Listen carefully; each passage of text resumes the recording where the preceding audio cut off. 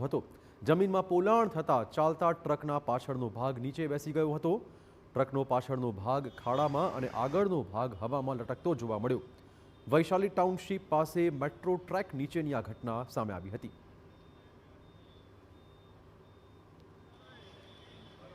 તો વરસાદ બાદ અમદાવાદમાં અનેક પ્રકારના બનાવો સામે આવી રહ્યા છે કે જેના કારણે તંત્ર દ્વારા કેવા પ્રકારની કામગીરી કરવામાં આવી છે એને લઈને પ્રશ્નો ઊભા થાય। અત્યારે હાલ આપ જોઈ રહ્યા છો કે અમદાવાદની જે વૈશાલી ટાઉનશીપ વાસણા વિસ્તારમાં આવી છે ત્યાં એએમસીનો જે ટ્રક છે અહીંયાથી પસાર થઈ રહ્યો હતો અને ત્યાં જ્યારે તે પસાર થઈ રહ્યો હતો ત્યારે જગ્યા અહીંયા જે છે એમાં પોલાણ હતું અને એ જગ્યામાં પોલાણ હોવાને કારણે એ ચાલતો ટ્રક અહીંયા જમીનમાં અંદર ઘૂસી ગયો હતો અને એના કારણે કેવા પ્રકારના દ્રશ્યો સર્જાયા છે આપને જોવા મળી રહ્યું છે। આપ જોઈ રહ્યા છો કે ટ્રકનો પાછળનો ભાગ છે એ જમીનમાં અંદર જે ભૂવો પડી ગયો છે, જમીન બેસી ગઈ છે એમાં જોવા મળી રહ્યો છે, જ્યારે ઉપરનો ભાગ હવામાં જાણે કે પેલું રોકેટ લોન્ચિંગ સમયે જે પ્રકારની સ્થિતિ સર્જાતી હોય છે એ પ્રકારના દ્રશ્યો આપને અહીંયા જોવા મળી રહ્યા છે। અને ઘટના બન્યા બાદ તુરંત જ અમદાવાદ મહાનગરપાલિકાની જે ટીમ છે એ કામે લાગેલી આપને અહીંયા જોવા મળી રહી છે। મહત્વની વાત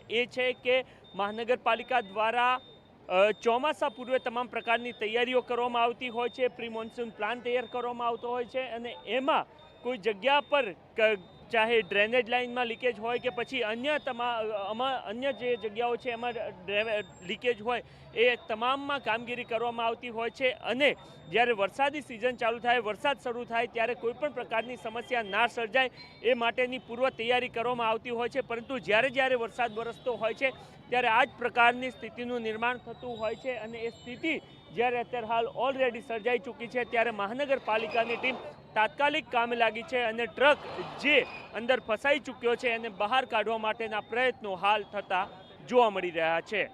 કેમેરામેન દિવ્યાંગ ભાવસાર સાથે નરેન્દ્ર રાઠોડ, TV9 અમદાવાદ।